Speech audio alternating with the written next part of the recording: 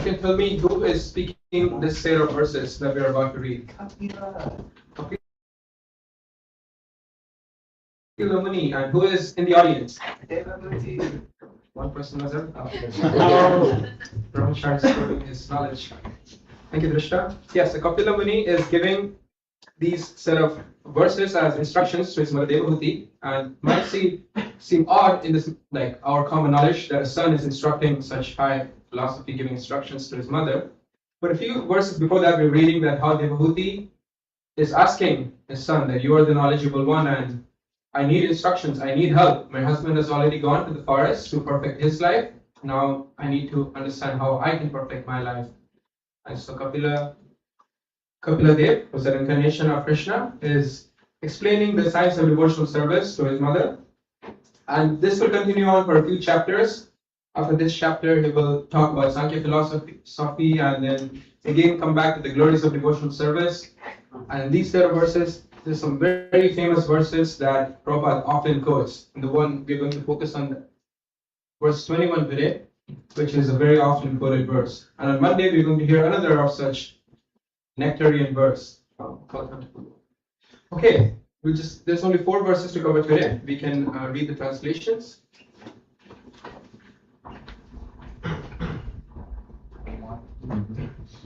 The symptoms of a sadhu are that he is tolerant, merciful, and friendly to all living entities. He has no enemies, he is peaceful, he abides by the scriptures, and all his characteristics are sublime. Such a sadhu engages in staunch devotional service to the Lord without deviation. For the sake of the Lord, he renounces all other connections, such as family relationships and friendly acquaintances within the world. Engaged constantly in chanting and hearing about me, the Supreme Personality of Godhead, the sadhus do not suffer from materialistic miseries, because they are always filled with thoughts of my pastimes and activities. O my mother, O virtuous lady, these are the qualities of great devotees who are free from all attachment.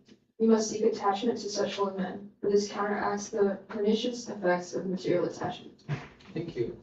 Does anything strike you guys as you read through this translation? Anything like you might seem to question? Yes, Kunti?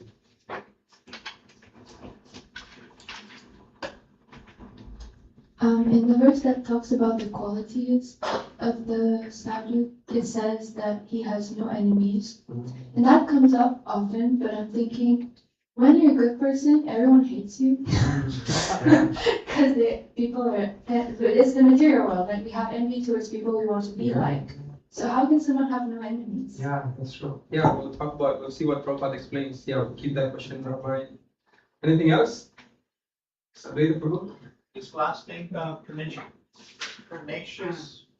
effects. effects of material attachment. That there are pernicious effects? Yeah. Okay.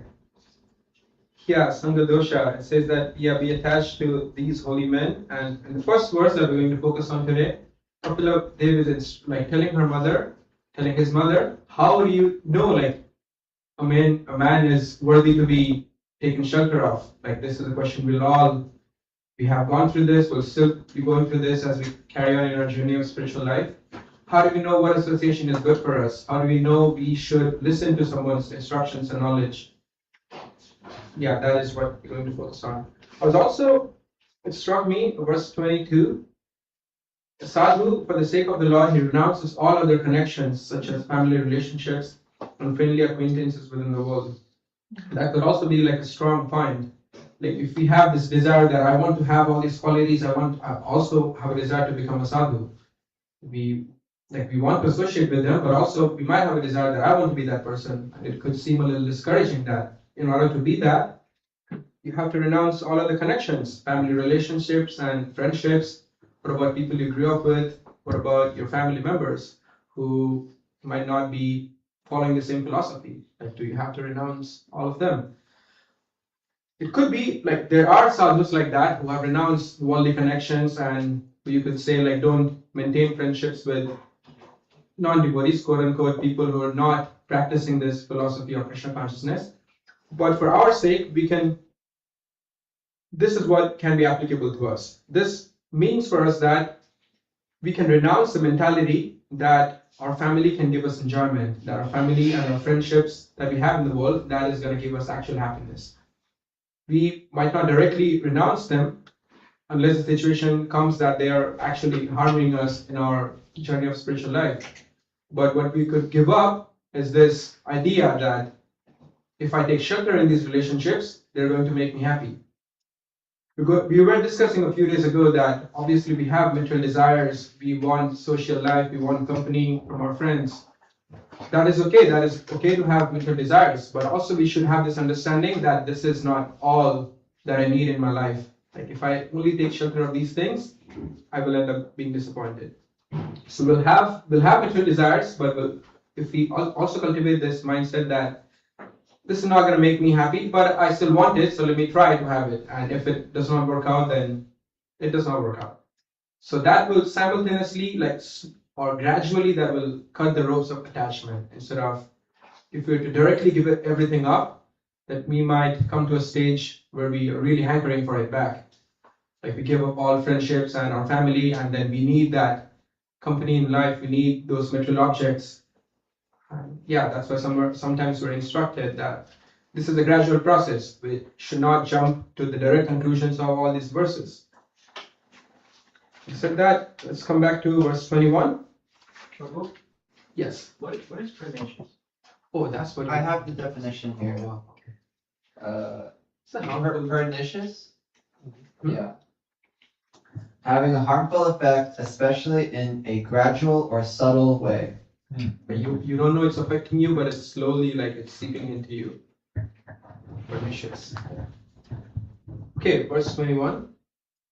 I'll read the Sanskrit. It's a very famous verse. Prabhupada often quotes, and other devotees also quote this. Titikshava karunikaha sarvadehina jata shatravah shantah sadhu bhushanam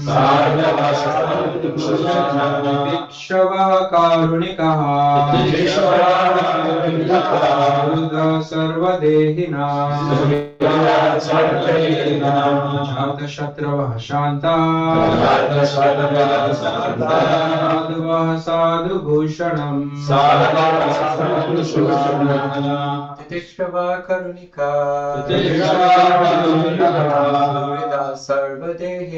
Surida Sarvadehina Jata Shatrava Shanta Sadhu Bhushana Titikshava Karunukeha Surita Sarvadehinam Ajata Shatrava Shanta Sadhava Sadhu Bhushana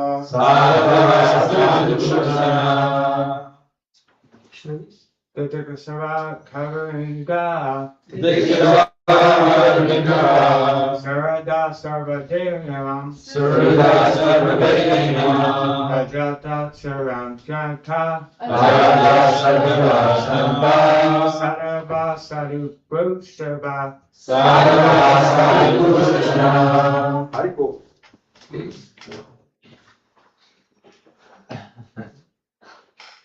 Titikshava Karunika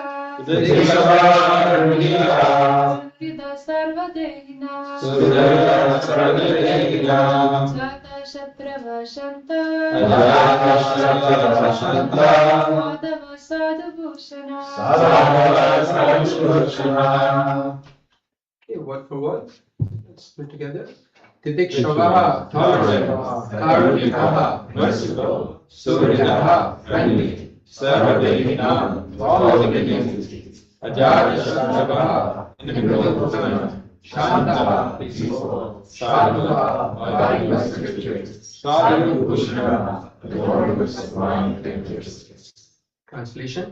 The symptoms of a devotee of a sadhu are that he is tolerant, merciful, and friendly to all living entities. He has no enemies, he's peaceful, he abides by the scriptures, and all his characteristics are sublime. Would anyone like to read the first paragraph of the purport? Any volunteers? A sadhu, as described above, is a devotee of the Lord. His concern, therefore, is to enlighten people in devotional service to the Lord. That is his mercy. He knows that without devotional service to the Lord, human life is spoiled. A devotee travels all over the country from door to door preaching, be Krishna conscious, be a devotee of the Lord Krishna. Don't spoil your life in simply fulfilling your animal propensities. Human life is meant for self-realization or Krishna consciousness. These are the preachings of a sadhu. He is not satisfied with his own liberation. He always thinks about others. He is the most compassionate personality towards all the fallen souls. Therefore, one of his qualifications is Gauranga, great mercy to the fallen souls. While engaged in preaching work, he has to meet with so many opposing elements, and therefore the sadhu, or devotee of the Lord, has to be very tolerant. Someone may ill-treat him because the conditioned souls are not prepared to receive the transcendental knowledge of devotional service. They do not like it. That is their disease. The sadhu has the thankless task of impressing upon them the importance of devotional service. Sometimes devotees are personally attacked with violence. Lord Jesus Christ was crucified. Haridas Thakur was caned in 22 marketplaces, and Lord Chaitanya's principal assistant, Nityananda, was violently attacked by Jagai and Madai. But still, they were tolerant because their mission was to deliver the fallen souls.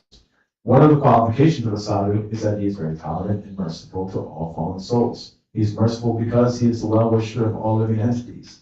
He is not only a well-wisher of human society, but a well-wisher of animal society as well. It is said here, Sarva Dehinam, which indicates all living entities who have accepted material bodies. Not only does the human being have a material body, but other living entities such as cats and dogs also have material bodies. The devotee of the Lord is merciful to everyone, the cats, dogs, trees, etc. He treats all living entities in such a way that they can ultimately get salvation from this material entanglement. Shivananda Sena, one of the principal disciples of Lord Chaitanya, gave liberation to a dog by treating the dog transcendentally. There are many instances where a dog got salvation by association with a sadhu, because a sadhu engages in the highest philanthropic activities for the benediction of all living entities.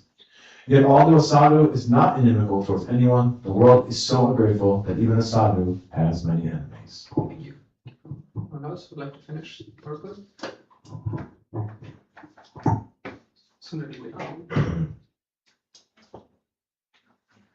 What is the difference between an enemy and a friend? It is a difference in behavior. A sadhu believes with all conditioned souls behaves with all conditioned souls for their ultimate relief from material entanglement. Therefore, no one can be more friendly than a sadhu in relieving a conditioned soul. A sadhu is calm, and he quietly and peacefully follows the principles of scripture. A sadhu means one who follows the principles of scripture and at the same time is a devotee of the Lord. One who actually follows the principles of scripture must be a devotee of God, because all the Shastras instruct us to obey the orders of the personality of Godhead.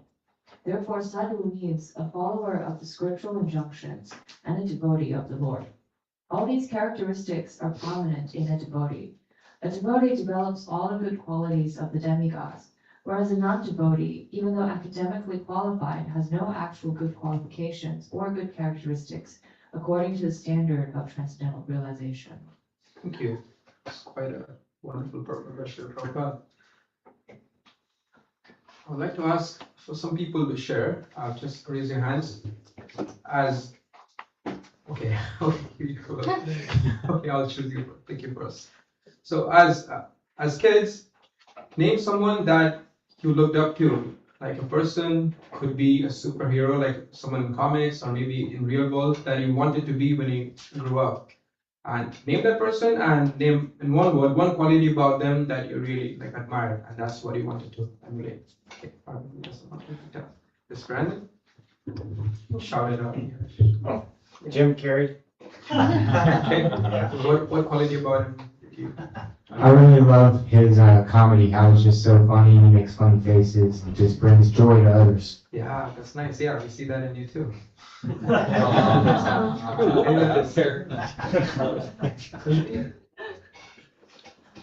My aunt, because she was fully engaged in Krishna consciousness. Thank you. Couple other volunteers? Oh, Bruce was. I like Spider-Man Oh. because I don't know, he just had like good character the way he was polite in the movie, he was humble in the movie. Yeah. Yeah. He had good And the quality. first Spider-Man. Okay. Very good. Anyone else? I was in Maya, so I liked a lot of like people who could like do mystic powers and like dominate the planet, or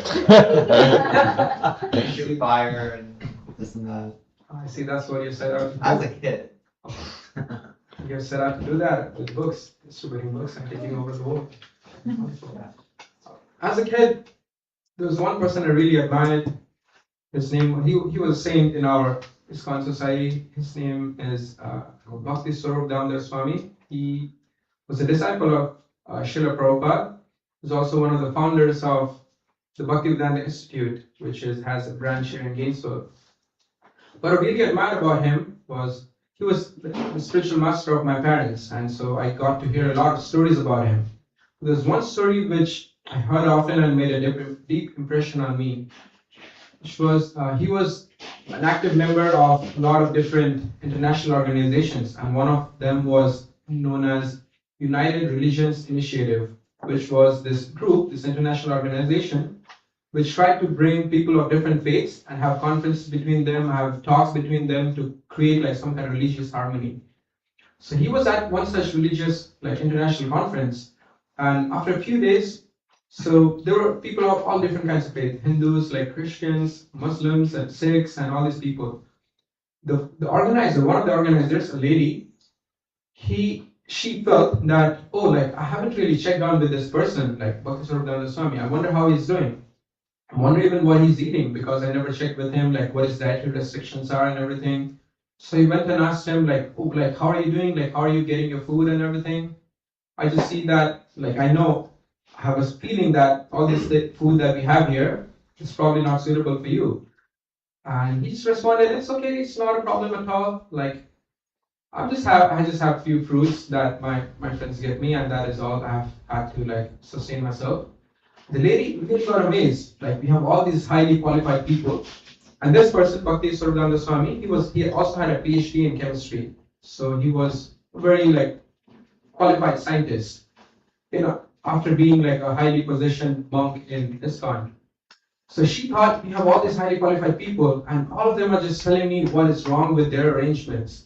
Like something could be better in the living, some facilities, something could be wrong in their diets, and they're just asking me for things. But this is a man who, like, we haven't made any arrangement for him, but he hasn't like just come up to me and complain about anything. He's just so jolly, like I just see him every time he's smiling. And whatever he has, he's just making do with it. And she really got attracted to that quality. And when I heard that, it also really like made a deep impression on me. The quality that struck out to me is, you could say he was tolerant, and tolerant in not a sense that we could define tolerance in a way that there's a lot of physical stress, there's a lot of mental stress, and you're being tolerant. People are offending you like directly, they're insulting you, and you're tolerating this. So this was a very subtle level. Someone else could have felt that I have such a highly qualified person, I have a degree, like a scientific degree, I'm a very well respected person in a huge like organization. How could they not even ask me what my requirements are? But that tolerance showed that, okay. So his tolerance showed that even if someone has certainly not recognized me, certainly not even asked me, still I'm just here to participate, and I'm just here as a servant, and I'm going to keep doing that. And that made an impression on me that is real tolerance. Like when someone offends you, not even directly, but doesn't recognize you, doesn't give you any respect, like how do you react in that situation? And even as a kid, that was very attractive to me, and I thought, like, he's someone like I want to be when I grow up. Funny thing, like he has a PhD in chemistry, and I always thought that I want to do that when I want to go for higher education when I grow up. And last year, I also got my PhD in chemistry. He was someone I really looked up to, and it shaped. He was a scientist, and his work and vision shaped me in what I'm doing right now. And he would be proud of you today. Thank you very much. So my parents would feel. But so we have a lot of people that we look up to. They might have fame, knowledge, and wealth, a lot of wealth. But sometimes what really attracts us is their qualities of how they interact with other people. Like Bruce was saying that he likes Spider-Man because he's a polite guy. And Kunti said that she admires her aunt because she was always dedicated to Krishna consciousness. And so Sadhu does not really advertise himself, like, come take shelter of me, come listen to me because I'm so popular. He doesn't do any of that, but simply because he has a lot of good qualities, people are attracted to him. A lot of people were just attracted to Prabhupada because of his kindness, because of the kindness he showed to the people who no one even asked about, like the hippies in New York. And they thought that this is the person who cares about us. That's why they came to him. We have a lot of qualities mentioned in this verse, but I'd like to mention a little bit about each of these qualities. Spoke a little bit about tolerance. Then comes compassion. A really big example of that is our Srila Prabhupada. He undertook this arduous journey of coming to America when he was 69 years old to fulfill the orders of his spiritual master, but also because he was filled with compassion. He writes on one of his poems on the ship here. Thank you. That he's really worried about these people who are so deep in material consciousness. He doesn't know if they will listen to his message of Krishna consciousness or not.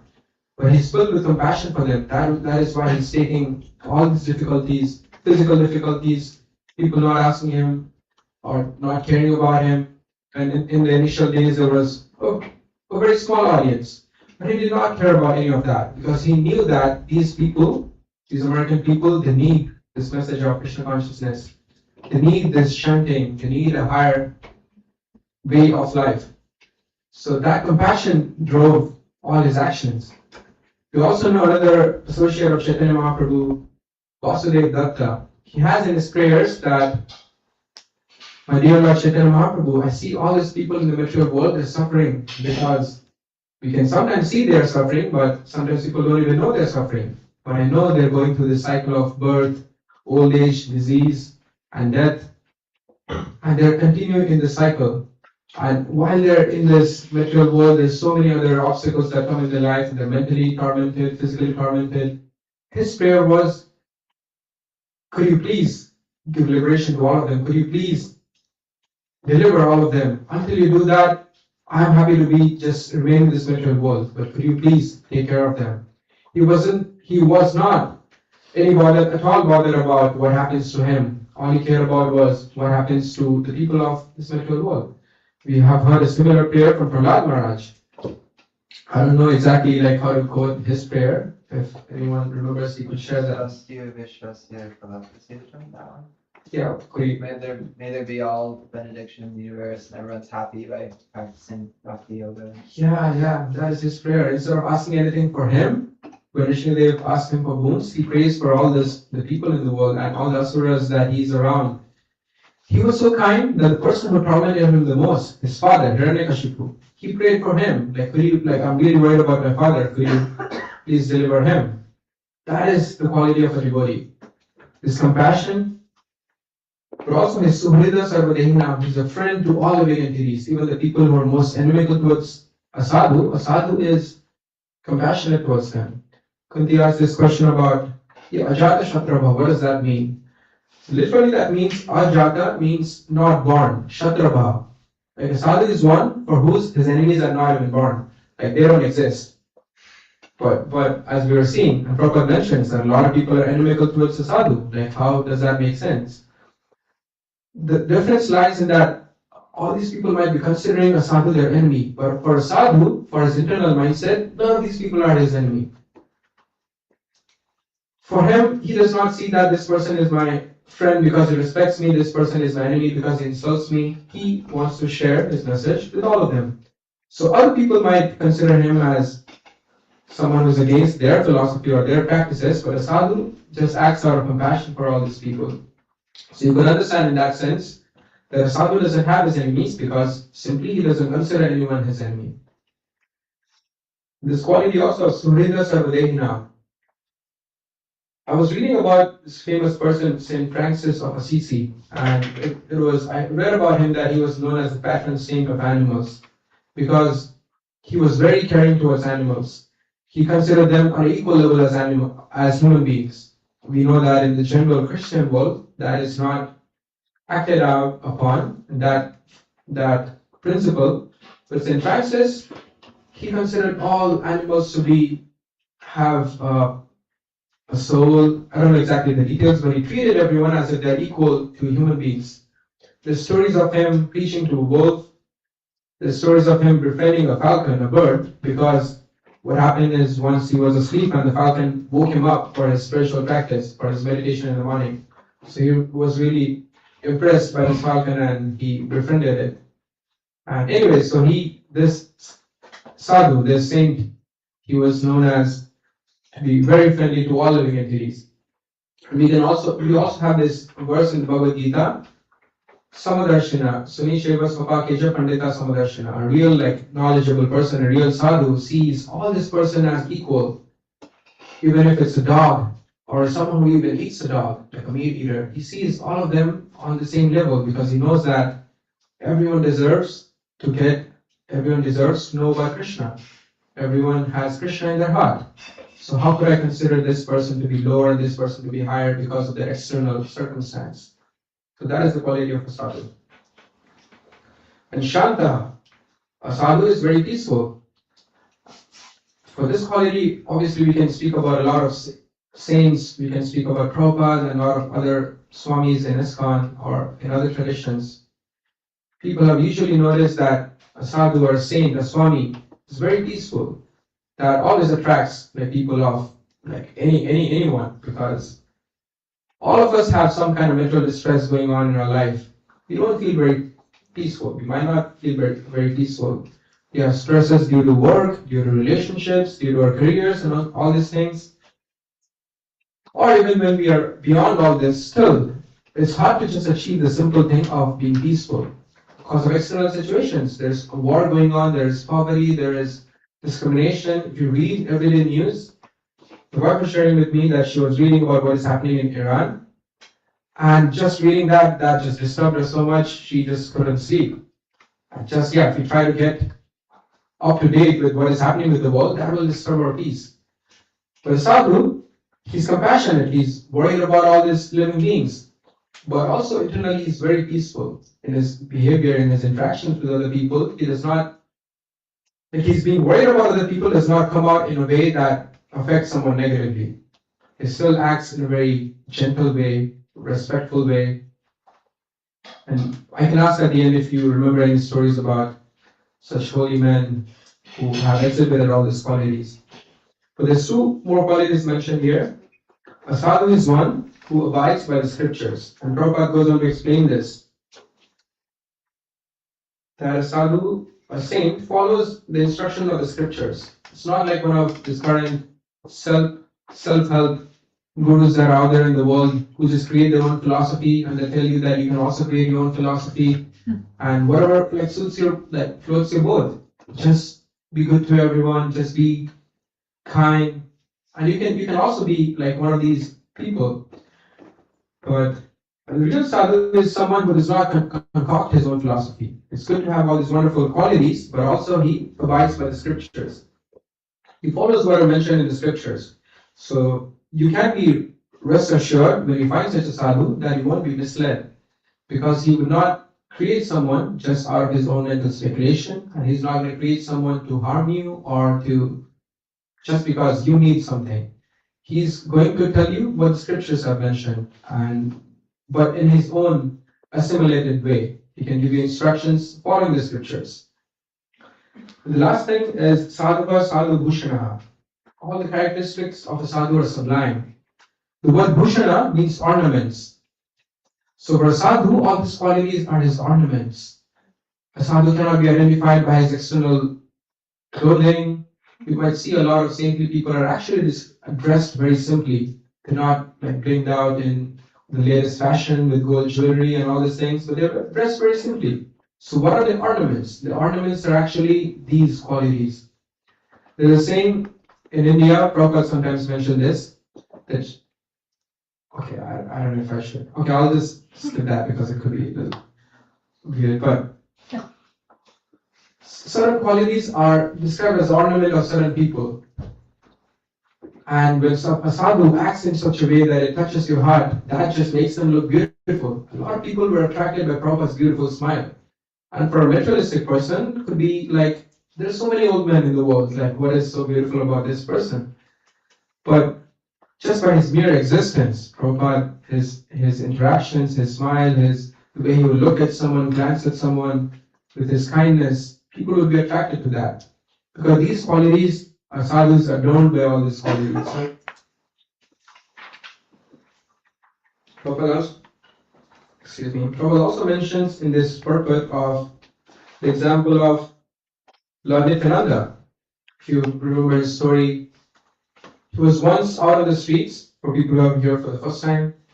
Lord Nityananda is the personality on the right here, is Chaitanya Nityananda. So he was performing his worldly pastimes around 15th century or even 16th century in eastern India. So one time, like we have our monks going out and distributing books. So he was out there and telling people about the Hare Krishna Mahamantra. He was preaching to them. He was telling them that this is beneficial for you, take this process. There were two brothers, Jagai and Madhai, who were drunk, who were very intoxicated. They were actually born of a very respectable family, but because of their association, because of being affected by the pernicious effects of their association, they had become completely overwhelmed with all the vices that you could think of. Sometimes it's described that they were engaged in such vices that people today, criminals today, can't even think of. Like they were really bad people. So when they saw Lord Nityananda, they just thought that this person is coming to disturb us. Like, what is he doing? And one of them, I'm not sure, Jagai or Madhai, hit Lord Nityananda in the head with in the clay pot. I think something he was drinking out of. And Lord Nityananda's head started bleeding. And Lord Nityananda still, like, despite being hurt, when Lord Chaitanya came later to the scene and he wanted to punish these people, he wanted to just kill them. Because how could you hurt my friend? How could you hurt my brother Nityananda?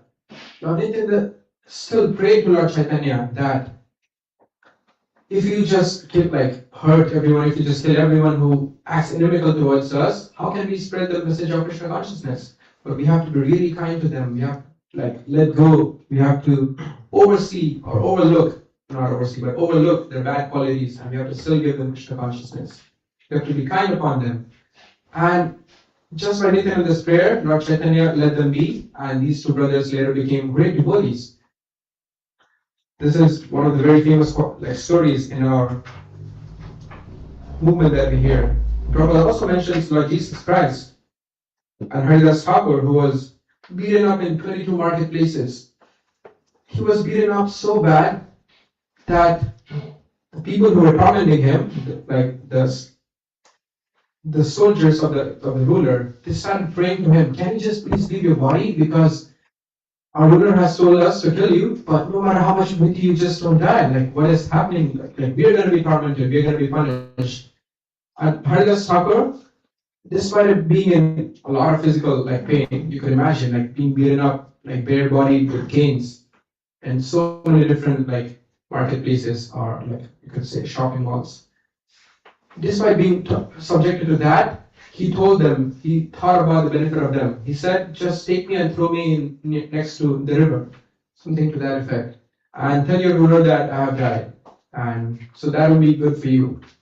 He was still thinking how could these people who are tormenting me, how could they be benefited? So he gave them that suggestion. And then the story goes on, he was later brought around by the devotees and in the association of Lord Chaitanya. But the point is that there are such wonderful examples of sadhus who have displayed these amazing characteristics. But what could we take from hearing all this? Does this mean that if we have a desire, we should start cultivating this desire that from today I'm going to be very tolerant. And no matter who tells me what, I'm just going to listen to it, I'm going to obey it, or whatever. Like, you can have that mentality. Does it mean that no matter what, no matter how someone insults us, even if it feels really bad, should we just tolerate it? Should we just artificially try to cultivate these qualities? Should we try to exhibit this quality of your friend to every living entity? We might not be at that stage where we feel that everyone is my friend. I'm not saying that we should cultivate having enemies, but also we might not be at that stage where we can give our association to everyone. It might be that certain friends, certain people might be uplifting for us, and certain association, even amongst devotees, could be a little draining for us.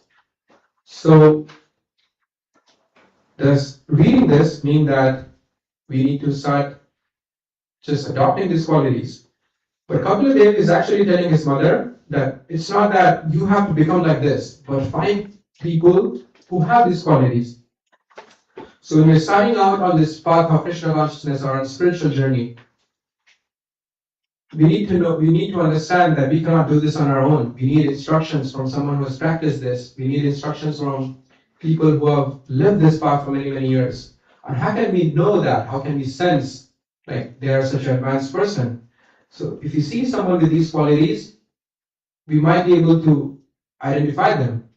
If you're looking for a spiritual master, if you're looking for a guru, it might not be that we just look up some videos or we listen to some quote by them and completely understand that this person is like the person, my guide for life.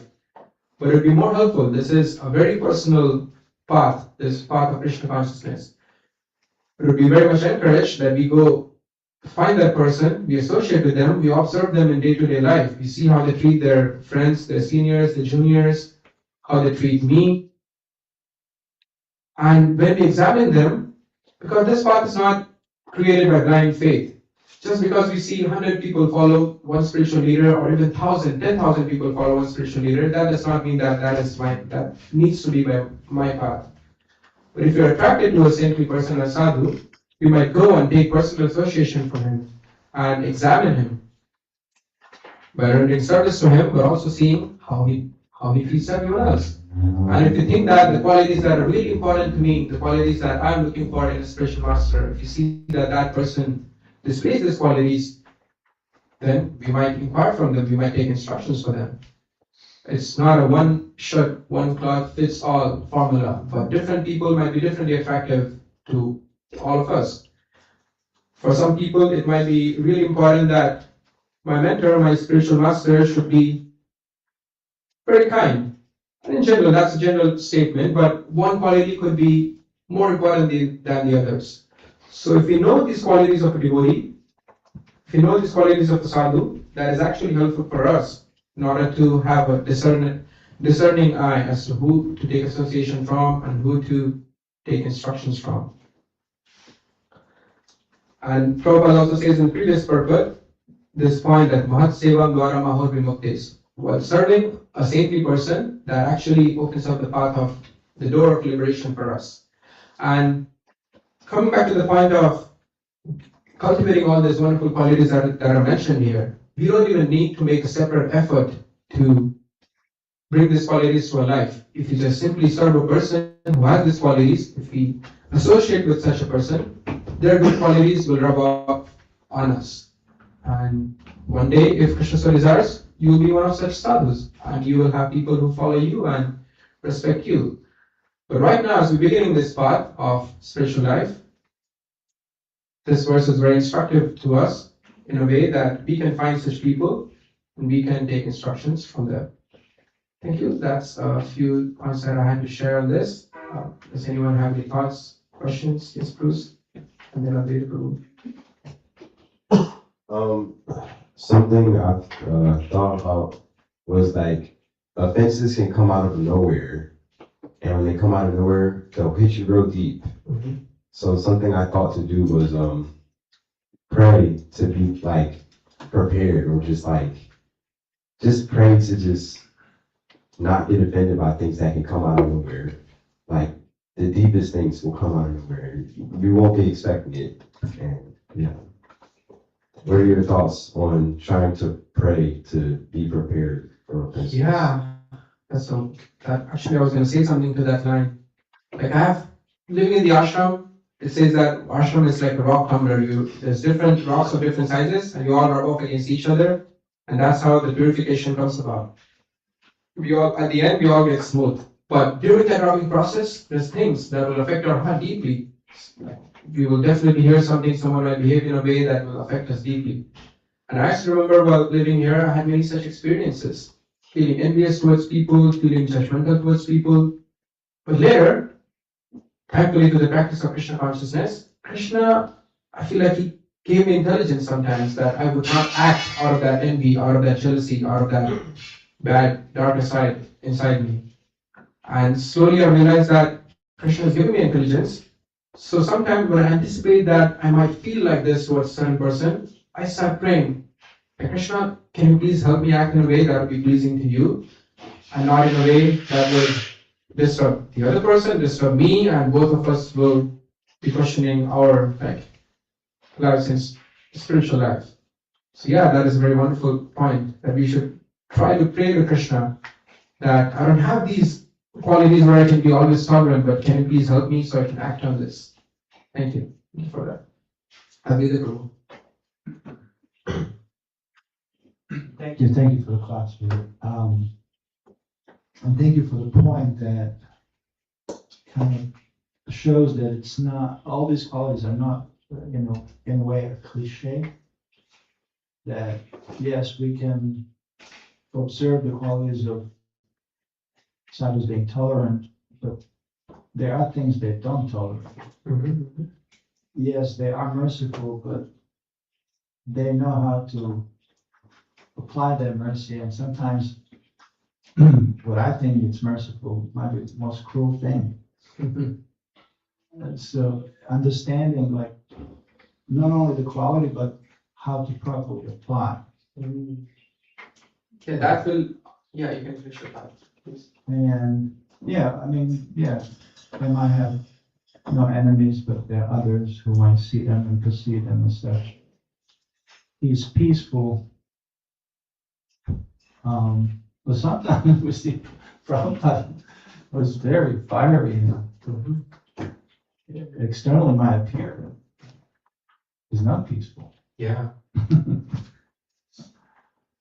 So if you could maybe say a few more things about how these are not cliches, but rather they require knowledge of how to apply ourselves. That is true. Yeah, we might see all these qualities, like a saint has such and such qualities, but when we see them, we might be attracted towards how he behaves, or we might happen to come upon them at a point when, like you said, they're being really fiery, or they're outwardly they don't seem peaceful, or it seems like they're really instructing someone in a firm way, and we might feel like this is a saint, this is a sadhu, like how can you act like that? So again, this is a very personal part. We cannot take decisions, judgments based on one instance. That's why I was mentioning that we have to associate with the sadhu. And if you're having such doubts, and naturally we'll have such doubts, you have to ask either the sadhu himself or other people that we trust. Like this is what is mentioned, and this is what I saw, and this doesn't really make sense.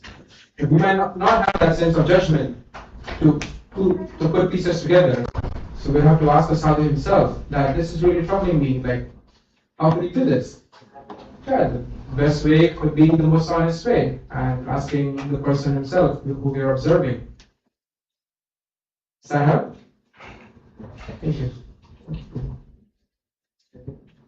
We have to.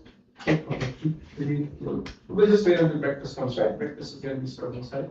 It's not here yet. Children are. There's one there as well. What are you, Sundari or Pradeep? Okay, my question is, a sadhu is always very forgiving and tolerates. So, also for such behavior, what is his reason? Well, actually, for actually forgiving? Not just forgiving, but I think they're all linked together, forgiveness, tolerance, and because the people of the world are generally not nice to a sadhu as such. Why would they tolerate? Yeah. One thing that comes to my mind is like a sadhu has real understanding of his identity. Like a firm sense, a firm situation, like situated in his identity that these people are affecting my body, my mind in all these different ways, but they are temporary, like my current situation is temporary, I'll be in a different situation tomorrow, and like is this really affecting, like unless what people are doing affects his relationship with his Supreme Lord, with Krishna, then Sadhu can tolerate that. And Aditya was saying sometimes that some things Sadhu might not tolerate, or Sadhu might have to protect his followers from people who are inimical. So it said that the Sadhu maybe sometimes he tolerates more for himself, but when he sees that someone depending upon him is being affected, they don't tolerate that. They can never tolerate that. And so they do that because they have a firm sense of, I'm Krishna's servant, and my situation is temporary, and Krishna maybe is doing this to me to teach me something. There's so many different things that could be happening, but I feel like that is the core reason why the sadhu is able to tolerate, because it just doesn't get to him. Like when we really identify with someone, like if I'm really identifying with being a good student, and if someone questions that, someone questions my research, then that sense of identity is being questioned. So obviously I'll feel insulted. But a sadhu, his real identity is his service or his servant of Krishna. And if that is not being questioned or insulted, he does not feel that he has to come out and act in a way that is inimical. That is one thought I had. I hope that's well. Thank you.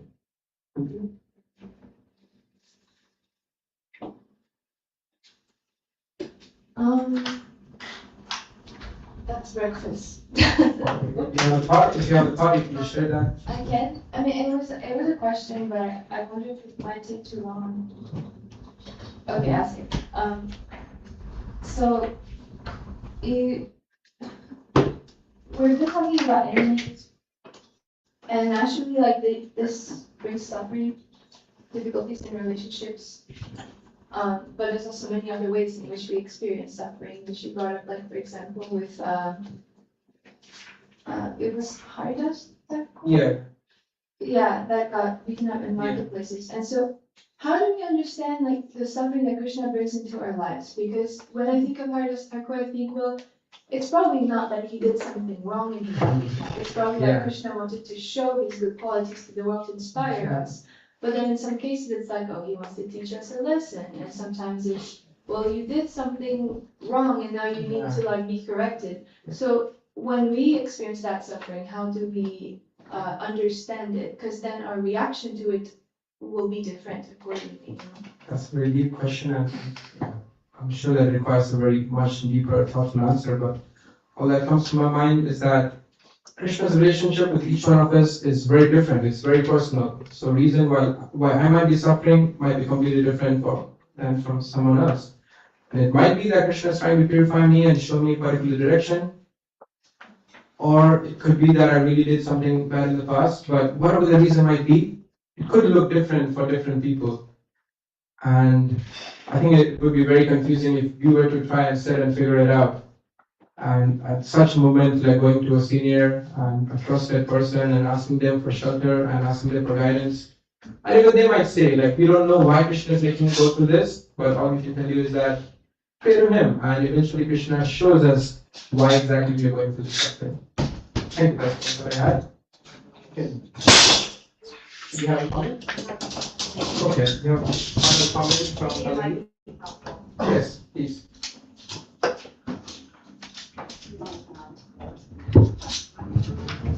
I was just reflecting on, you know, and I can only share something personal. a personal meditation of mine. When something bad comes along, I don't think of it as Krishna giving that to me. I think of it as cause and effect. Right? I put my hand on something hot, very hot, it's going to burn. I stick my hand in the fire, it will burn. Is it Krishna's fault? I don't think so. I put my hand there. You see what I mean? It's an effect that happened, cause and effect. So I don't think of bad karma as bad. I just think it's an effect that, from cause and effect. And then I also think about how much Krishna is loving and how merciful he is. And then I understand that Krishna is trying to dovetail that effect, to make it a little less. So I understand because I trust him, because I know of his love, that it's coming to me more gentle than it actually should. Yeah, exactly. Yeah. Krishna is the person in between, and he's taking care of us in that way. Thank you very much for your comment. Thank you everyone for your attention. Srimad Bhagavatam ki